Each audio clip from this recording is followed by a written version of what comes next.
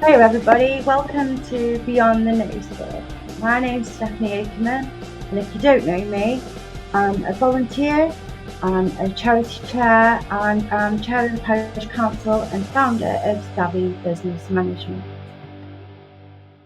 Now, if you don't know what Beyond the Noticeboard is all about, it's all about the things that don't get pinned to the community notice board.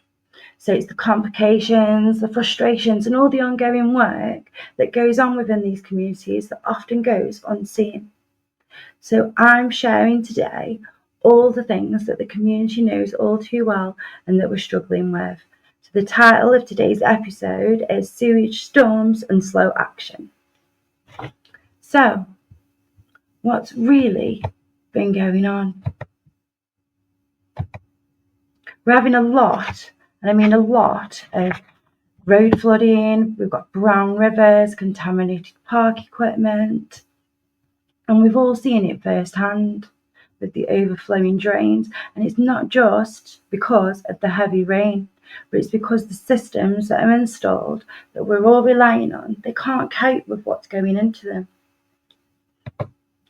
In 2024, the river pollution in England saw a slight decrease in the number of sewage events, but there was an increase in how long each of those sewage events are. So that means that really, in reality, the amount of sewage that is entering that river has increased. So each of those flows that now go into the rivers is a lot longer than what they were before. And in 2024, the River Tean experienced 188 sewage discharge, and that's just from 6 monitored sites. That doesn't include all of the unmonitored sewage overflows that are happening into the river. The recorded was a total of 618 hours. And you can find all that information on Top of the Poops, where they talk about a lot of the different issues that are going on within the rivers, and they give you all the measurements and statistics from how many spills there have been. It's an absolutely brilliant site to go on. According to the Staffordshire Wildlife Trust, every watercourse in Staffordshire Moorlands has failed to meet legally binding environmental standards. And the River Tean is classified as being in moderate ecological health. And if you notice what the pollution sources are, that includes sewage discharge, and there's industrial pollution. And that's information coming from Staffordshire Wildlife Trust itself. So what's really going on? What is really going on in the environment? And according to the Environment Agency, there were more than 3.6 million hours of untreated sewage discharges in 2023. And that is a huge rise. It has been a rise year on. And it's not an acceptable thing. Not when we've got the play equipment that the children play on, all contaminated, and we're being affected in this community again and again. It's really not acceptable. You've probably walked past Jubilee Park, and you know that a few months ago that we had to put a notice out about how we had to close the children's play area because we've got evidence of the sewage covers blowing and overflowing into the river. And the river is now flooding at a lot higher level than it was previously. So now that floodwater has creeped up and it is now covering the whole play area and the field. So we're now, obviously, every time we have a flood event, we're having to advise people not to visit the park, not to go on the play area, and we're having to fork out taxpayers' money to clean up that play area every time. And that's not our responsibility. And we've reached out to the Environment Agency, and we reached out to Severn Trent for support with this. But we just got told that it didn't fall under their remit and it wasn't their responsibility. Now, whose responsibility is it? Because why should us taxpayers be having to pay to clean up a pollution incident that wasn't our fault, that wasn't caused by us? And that's the reality that I'm talking about today. Our rivers are bursting our banks, it smells awful, and people can't use the spaces that we've got. So what is going on, and how is it acceptable? So let's have a look at what goes on behind the notice board that you don't see. It doesn't just start when the rain comes down. You've got people out checking drains. I mean, this picture alone shows a drain on Wellmeadow Gardens that runs underneath the ground had burst up and through the ground. So this was actually coming up and seeping all through the grass. Now this is on a floodplain area, an area that is known to flood, that has a flood wall defence. And their solution for this was covering it with a cap. Now when I've spoken to the Environment Agency, this cap wasn't sufficient, and you shouldn't put caps on the flood side. So where we're getting the flooding, the cap that they've now replaced for this damage that happened from underneath the ground, not a drain at the above ground or a drain cover, this was from underneath the ground. So many of those drains that are underneath are actually seeping into our land. We don't really know. And it's a worrying thing to find out and to see. And in September 2024, we had one of the heaviest rainfalls that we've ever had. And there was a lot of flash flooding. And this caused our river to overflow. But not just our river to overflow, we had drains up throughout the estates that overflowed as well and that burst the banks. So we had parish councils and we had residents that were out clearing up the areas, putting out barriers, making everywhere safe. And this was throughout the pitch black. This was off the rain backs. This was because we were completely and utterly stranded. We were left alone. There was nobody there that could help us or to come out. It took several hours before we could get sandbags out. And on the same day, we were also helping clear out drains to try and release the water flow, which we did manage to do in some areas that had had some flooding. But in other areas, we had to try and replace drain covers. And we put barriers around the drains as well to protect everybody, because the whole of the roads just collapsed. I mean, you only have to see these videos, see how bad everything got. And this is where a drain is gone and all the water is just coming out of the road. How worrying is that? And that's not the only instance. And that's on St Thomas's Road. Here's another video. And this happens every time we have a little bit of rain. So even when we've had no rain, I've witnessed this drain overflowing. And that's not good. It's very concerning that all of these drains are backing up throughout the whole parish, not just down in the valley itself, but as you get higher up in the valley now too. So, very recently we had a pollution incident in the river, and I think a lot of you will be aware that obviously the river turned completely brown. Well, I spent 30 minutes and 3 phone calls trying to report that pollution. And that phone call, oh my goodness, I tried to explain to this person over and over again where I knew the source of this pollution was coming from. And as you can see on the picture, the pollution was coming off of the site, the building site. And I kept trying to explain to this person on the phone where this location was, where it was situated between, which footpath it was off of. And even after those 30 minutes and that person making note and giving me an incident number, when I followed it up via email, I found out that they hadn't got the location right. So the officer that they had sent out to this site, they'd sent out to completely the wrong place. It'd been sent out upstream before the pollution, so they couldn't even detect the pollution when they went out to go and look. They were looking in completely the wrong area. And that to me is a complete failure. And then I find out that when they did eventually visit the site, all they told the site managers was to make sure they keep an eye on what's coming off the site. And that was it, no repercussions. And that river was completely brown. It was brown, you could not see anything. And we were left with foam. Dirty, disgusting foam. So even though that colour is gone, you've still got the foam that is lying around where the tree branches are. And this is all along the stretch of river from the development site downstream. And the Environment Agency have been out and they've tested the water, and they said that there was pollution in the water, that it had been polluted, but they said that they couldn't find the source. Even though I've provided photographic evidence and I've got video evidence and I can pinpoint myself the location of where that source was, because they didn't witness it themselves and they weren't out there and they couldn't find the source. They couldn't blame anybody.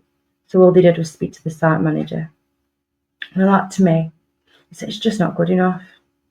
So that's why my podcast exists. It's because Not everybody is hearing what's going on. Not everybody knows what reports are going on in the background or what everybody's doing, because not everybody publicises it. So now I've decided to put this podcast together so that I can talk about, tell everybody and inform everybody about all the things that go on in the background behind the notice board that nobody sees. So what's going on now? What's coming? What plans, what promises, and what pressures are ahead? So now we've had some meetings with Severn Trent. So I had our very last meeting back in March. We were provided with this slideshow, and they went through all the different things that they found, and we had Severn Trent there. We had the Environment Agency, we had the County Council, we had planning officers, we had the MP's office, and we also had some people who represent the flood. So Severn Trent confirmed what everybody already knew and what we've all been saying all along. The system is outdated and the system is overwhelmed and it's reached capacity. And we all knew that anyway. But they finally realised, after doing a report and putting everything together and listening to us, there it is at capacity. Now what's the worrying thing is they were shipping a lot of the stuff from Checkley's works, the sewage works, and they were shipping it to another sewage works, but the sewage works that they were shipping it to is now full itself. So you've now got two areas that have got full sewage works and cannot take any more sewage. So where else is this sewage going? They've got to come up with solutions. So here's what's finally being proposed. They want to look at diverting the surface water straight into the river. So bypassing the sewage pipes and separating the surface and the foul water where possible. Now I did express straight away my concern that we already have a lot of flooding in the parish, that we've already got storm drains that are overflowing every time we have a bit of rain and even prior to rain. The water cannot enter to the river at the pace it's trying to enter and come off of all the surfaces. So it's backing up through all the drains and coming out all the storm drain covers. So this is now backing up onto St Thomas's Road, onto Hollington Road, onto the Parklands Estate, up onto Oak Hill and onto Wentlow's as well. And that's quite a big chunk of the area that it's now backing up to. And as we saw back in November, we had quite a lot where all the roads churned up, the river caps just could not open because of how high the river level already was. And obviously all of these drains as well keep getting blocked up with all the debris that's on the road and everything that it's washing down. It's not a very good outcome, and it wouldn't be a sensible decision to just have that as their one proposal. So what they're also looking at doing is installing 2.5 kilometres of underground tanks. So these tanks would store the flood water and hold it back so it isn't all being released into the pipes. And then their other solution is raising the manhole covers to try and also prevent the overflow. So by raising the manhole covers, and they've done a whole proposal and they've worked out how much storage they can get. They've worked out what they need to install and how high they need to make some of these manhole covers. Now, it's not going to be a quick solution. It's actually going to take quite a while because there's a lot of people that they've got to speak to, such as the landowners, and they've also got to look at installing in new areas as well. So it's going to be around 2026 when the construction starts to begin. But until then, they're looking at doing other things that they can do in an immediate 3-month plan. So there's going to be ongoing separation. They're going to look at flow control devices. So that'll slow down how quickly the sewage flows through the pipes. So that'll slow down what's coming through the pipes in the hopes that it will alleviate some of the issues. It's not going to alleviate all of the sewage issues that we've got with the leaks, because it's obviously going to need a bigger plan, which is what they've already proposed and what they've already been putting in place and what they're going to be implementing. So it's going to be quite a long while before we get the full impact of everything that's going to go on and everything that they're going to implement. But we have got short, medium, and long-term proactive works. So they're going to make sure that they're constantly inspecting, and they're going to make sure that they constantly do repairs on all of the equipment that they've already got out there, so that they can try and prevent some of the issues we've got. So there's some drains where we've noticed that the overflow, where the coving around the covering, that's all cracked. And so by repairing that reduces some of the leaks, and obviously some of the temporary solutions where they hold back some of the water until they're able to start separating and then increasing their pipes. Because at the moment the pipes are only small as well, so they're not made to be taking what they are actually taking in them. So it is worrying, and residents are worried, and rightly so, when we're worried ourselves and we're frustrated at the same time. So I know that we've not got a big solution, a quick solution, and it's going to be a long process. So I know that I'm still going to have those evening tags, those early morning tags of people that are frustrated, and they're rightly so to be frustrated and worried at the end of the day. And this isn't going away, and pressure on the local people is growing. And so we are going to have to keep pushing to get all of these plans implemented. So if some of you might not be aware, but the Parish Council have put together a Tean Valley plan. Now this plan looks at natural ways of holding the water back. So it looks at wet meadows, it looks at ponds, it looks at, you can have like ditches around your trees, and it looks at natural water holding areas. It looks at restoring parts of the river, taking out the plants that shouldn't be in there, the non-native species, and rebuilding river walls, because a lot of the river banks and the walls are collapsing. So if you do rebuild these walls and rebuild the banks, you then create a wider river and more area in the river so that it can take a higher volume of water. So we did apply for the National Lottery Climate Grant, but unfortunately we weren't successful for that grant. And we think it's because we're going for quite a large grant so that we can do the whole valley. And in total, it works out around £1 million project. So what we're now looking at is we're not giving up just because we failed with that grant. We're now going to look at smaller grants, and we're going to look at breaking up the Tean Valley Plan project into smaller sections. So then we can look at smaller grants, and we can look at asking for volunteers and look at sourcing all the items that we need in stages instead of one big plan. And so we're just working through the plan now, and we're just looking at how we can break it up and which sections we can do first. Because the whole plan also includes having wildlife areas so you can go and watch for wildlife, having education hubs so that you can be educated, having fishing pegs along the river so that you'd be able to fish, and having sections where you can actually enter the river to go bathing and getting bathing stations for the river. And that is what we would like to achieve for Tean Valley. Now, it's not going to be no easy task. We know that already. It's going to take quite a long time to implement and to get everything processed that we want to process. So now we're going to start breaking up that plan, and then we can work through each section and make improvements as we go along. And hopefully we can then introduce natural ways to prevent flooding for all of the community, because it's not nice for the community. It really isn't. But these are things that you don't see them on the notice board. Nobody shouts about them. I mean, I do. I'm terrible. I really don't shout about what I do. I don't put out there all the reports I'm making, all the phone calls I'm making, all the messages I'm dealing with and receiving. I don't shout about it enough. And that's what this podcast is all about. It's not just for me, it's for the whole community. So everybody get involved in shouting about what's going on. Because things like this, they don't come with fanfare, they don't have community headlines, they don't get published out in the papers all the time for everybody to see. But it's stuff that matters. It's the hours spent chasing agencies, it's the late night tags on Facebook from worried residents, and it's the meetings, it's the planning, it's all the prepping, and it's the cleanups as well. There's a lot that goes on in the background, and it's not glamorous, but it's real. It's what's going on, and that's what this podcast is all about. It's sharing about everything that is going on. So, what can you do to help? You can be the eyes and the ears. You can report the issues, and you can speak up, and you can help us. So if you see or you smell pollution, please report it. And in my little screen, I've supplied you with the number for Severn Trent and the number for the Environment Agency. So if you smell pollution, you smell sewage, or you see the build-up of foam or a slime on the surface, or say you see anything else that's going on that doesn't look right, please do make sure that you report it.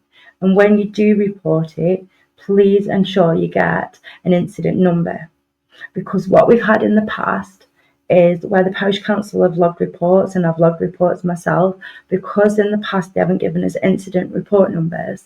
None of these reports are showing up on that system.